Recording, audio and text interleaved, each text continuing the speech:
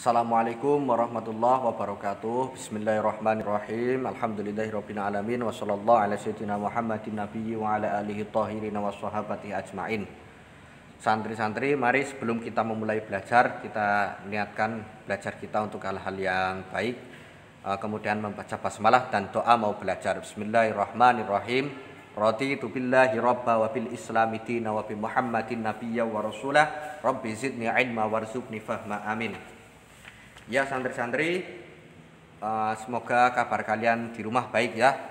Pak Zaini mohon maaf atas keterlambatan tugas kali ini karena ada beberapa kendala ya. Kita kali ini masih akan membahas tentang pelajaran atau bab ke-7, yaitu mengenai bukti-bukti kerasulan Nabi Muhammad SAW. Yang mana kemarin kita telah membahas bukti-bukti kerasulan Nabi Muhammad, kemudian membahas tentang mukjizat daripada Nabi Muhammad SAW ya.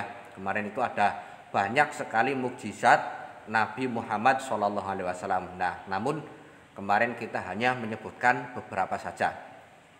Nah, Pak Zaini kemarin telah telah menyuruh kalian untuk membaca materi yang ada di halaman 85 sampai dengan halaman 88. Nah, ketika kalian membaca materi tersebut nantinya akan ada beberapa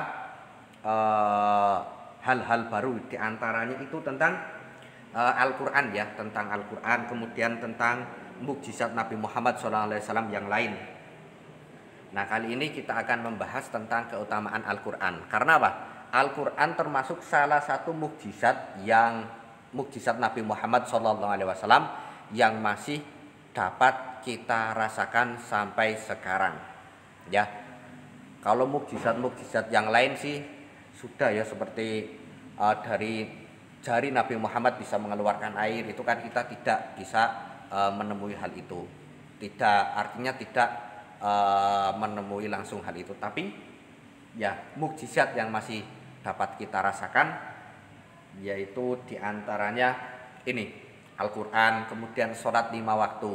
Nah, sholat 5 waktu ini sendiri kan berawal dari peristiwa Isra Mi'raj, yang mana dulu Nabi ketika ditinggal oleh beberapa orang yang dicintai beliau, di antara istri beliau yang bernama Khadijah binti Khuwailid, kemudian kakek dan paman beliau.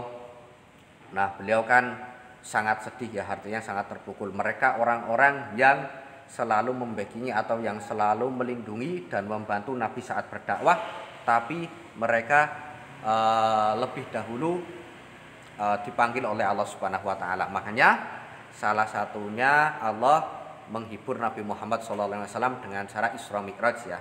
Isra Mi'raj, yang mana Isra adalah perjalanan Nabi dari Masjidil Haram ke Masjidil Aqsa, kemudian Mi'raj adalah perjalanan Nabi dari Masjidil Aqsa ke Sidratul Muntaha.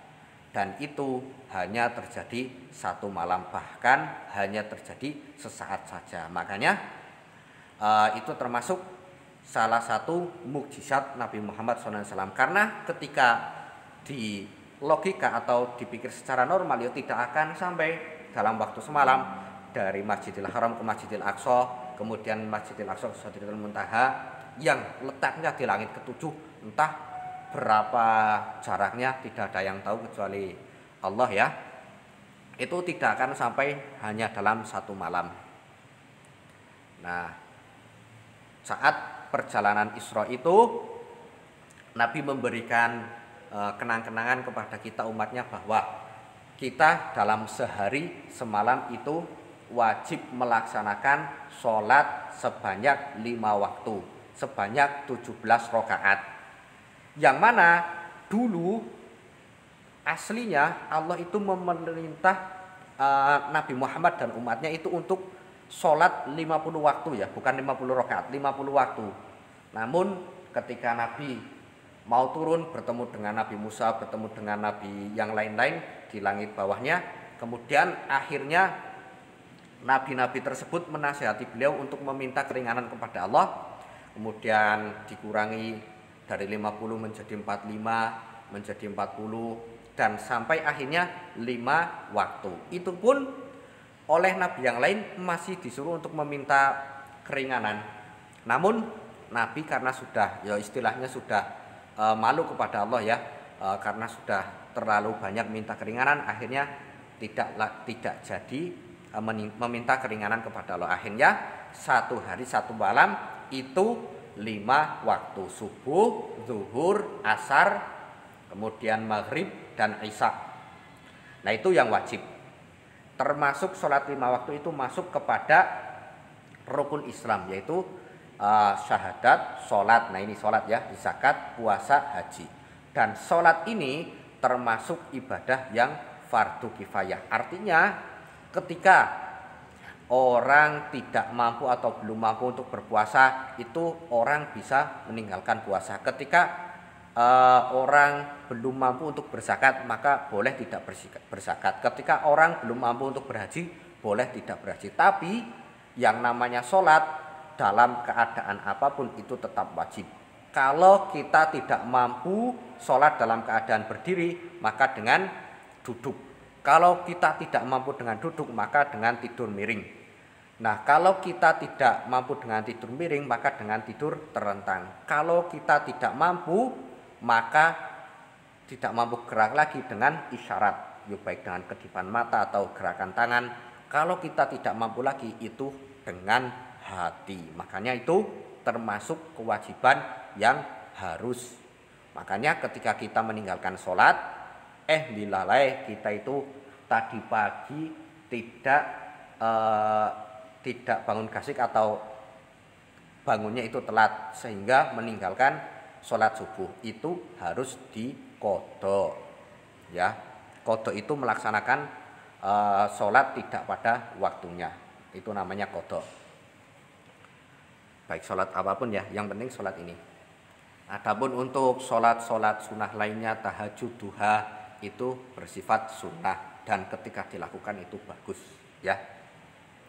Nah kemudian Al-Quran ya.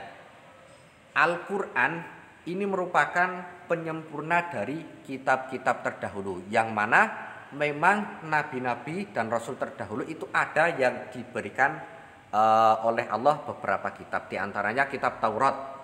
Kitab Taurat itu diberikan Allah kepada Nabi Musa. Kemudian kitab Zabur. Zabur itu diberikan Allah kepada Nabi Daud. Dan kemudian ada kitab Injil. Nah, kitab Injil ini diberikan kepada Nabi Isa. Sebenarnya selain kitab, Allah juga menurunkan beberapa suhuf atau lembaran-lembaran ya. Itu yang berjumlah kurang lebih 100, tapi tepatnya 100 berapa nanti bisa, soalnya ikhtilaf, bisa dicari-cari sendiri. Namun 3 kitab terdahulu nanti disempurnakan oleh Allah dengan kitab Al-Quran. Nah, keutamaan membaca Al-Quran sendiri itu ada beberapa macam. Di antaranya ini ya, kalau Rasulullah SAW, afdhalu ibadati ummati tilawatul Quran. Ibadah paling utama dari umatku adalah membaca Al-Quran. Jadi Al-Quran itu termasuk ibadah yang paling utama bagi umat Nabi Muhammad ya. Kemudian yang kedua, ini ngan Abi Umamah taqala sami itu Rasulullah SAW yaqulu iqra'ul Qur'ana fa innahu ya'ti yaumal qiyamah syafi'an li ashabihi. Nah, dari Abu Daud, Umamah berkata, aku mendengar Rasulullah SAW bersabda, hendaklah kalian membaca Al-Quran, karena ia nanti datang sebagai pemberi syafaat bagi pembacanya pada hari kiamat. Nah, di antara salah satu yang bisa memberi syafaat ketika nanti hari kiamat itu Al-Quran. Selain Nabi Muhammad SAW juga bisa, nanti guru-guru kita, orang-orang soleh kita juga bisa, orang tua kita juga bisa. Tapi salah satunya itu Al-Quran. Kemudian, nah, sungguh Rasulullah itu bersabda ya, sungguh hati itu berkarat sebagaimana besi dimakan karat. Nah, hati itu seperti besi. Besi ketika kita biarkan di ruang terbuka, terkena panas, angin, hujan, itu nantinya akan berkarat. Seperti itu pula hati kita, itu bisa berkarat. Kemudian sahabat bertanya, wahai Rasulullah, lalu apa yang dapat membersihkannya? Nah, tanya sebagian sahabat ya. Kemudian Rasul menjawab, membaca Al-Quran dan mengingat kematian. Nah, Salah satu hal yang bisa membersihkan karat dari diri kita adalah membaca Al-Quran dan mengingat kematian. Kemudian ada lagi keutamaan Al-Quran. Nah ini ya, An Abdillah bin Mas'ud yaqul qala Rasulullah sallallahu alaihi wasallam man qara'a harfan min kitabillah falahu bi hasanatun wal hasanatu bi asri amsalihha la aqulu alif lam mim harfun walakin alifun harfun walamun harfun wa mimun harfun ya. Nah ini tentang kebaikan yang akan didapat ketika kita membaca Al-Quran. Nah Abdullah bin Mas'ud itu berkata bahwa Rasulullah Shallallahu Alaihi Wasallam bersabda, siapa saja membaca satu huruf dari kitabullah, artinya Al-Quran, maka dia akan mendapat satu kebaikan, satu huruf satu kebaikan. Sedangkan satu kebaikan dilipatkan kepada 10 semisalnya. Berarti satu huruf itu terdapat 10 kebaikan. Aku tidak mengatakan alif lam mim satu huruf, tetapi alif satu huruf, kemudian lam satu huruf, dan mim satu huruf. Berarti kita ketika membaca suratul Fatihah saja berapa huruf itu? Bismillah saja ada berapa huruf itu? Nah itu dikali 10 kebaikan. Ya seperti itu. Kemudian rumah yang dibuat untuk membaca Al-Quran akan dihadiri malaikat. Penghuni rumah akan merasakan bahwa rumahnya menjadi luas. Nah itu ya subhanallah. Kemudian ketika kita menghatamkan Al-Quran ada 60.000 malaikat yang datang yang akan mendoakan kita. Nah kemudian terkait bilangan ayat dalam Al-Quran ya. Nah sebenarnya kalau jumlah ayat dalam Al-Quran itu ada berbagai macam versi. Ada yang mengatakan sekian, tapi yang paling masyhur di Indonesia itu berjumlah 6.666 ayat. Nah ini kata Imam Nawawi kalau tidak salah. Nah 1.000 ayat di dalamnya itu mengandung perintah. 1.000 ayat yang lain itu mengandung larangan. Berarti sudah 2.000 ya. 1.000 ayat tentang janji, 1.000 ayat tentang ancaman. Kemudian ada 1.000 ayat tentang kisah-kisah dan kabar-kabar ya, khabar-khabar. Kemudian 1.000 ayat tentang ibrah dan tamsil. Nah ibrah itu ya kisah-kisah yang dapat kita ambil sisi baiknya.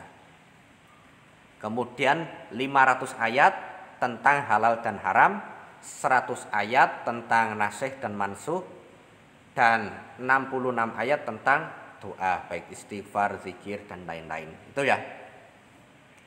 Kalau jumlah suratnya itu ada 114. Yang diawali kalau mushaf umumnya itu diawali dengan suratul Fatihah dan diakhiri dengan An-Nas. Kemudian jumlah juznya 30 dan ini pun ada yang membaginya tidak 30, tapi ini yang paling populer itu 30 juz seperti itu ya. Tuh. Nah, kembali ke peristiwa Isra Mi'raj. Peristiwa Isra Mi'raj itu terjadi tanggal 27 Rajab. 27 Rajab. Nah, sekarang ini sudah mulai bulan Rajab. Berarti kurang lebih 2 bulan kurang lagi itu sudah masuk Ramadan. Karena setelah Rajab itu Sya'ban. Nah, habis Sya'ban Ramadan. Nah, sekarang Rajab itu sudah beberapa hari. Makanya perbanyak hal-hal baik, perbanyak istighfar, perbanyak membaca Al-Quran, perbanyak zikir, pokoknya hal-hal baik, puasa, membantu orang tua, mempererat silaturahim dan lain-lain ya. Mungkin ini yang dapat Pak Zaini sampaikan, semoga bermanfaat, kurang lebihnya mohon maaf. Kita akhiri dengan hamdalah dan doa setelah belajar. Alhamdulillahirabbil alamin.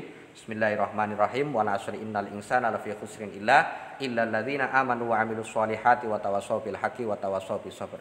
Allahumma arinal haqqa haqqan warzuqna ittiba'ah wa arinal batila batila warzuqna ijtinabah. Hadanallahu wa iyyakum wal afu minkum. Wassalamualaikum warahmatullahi wabarakatuh.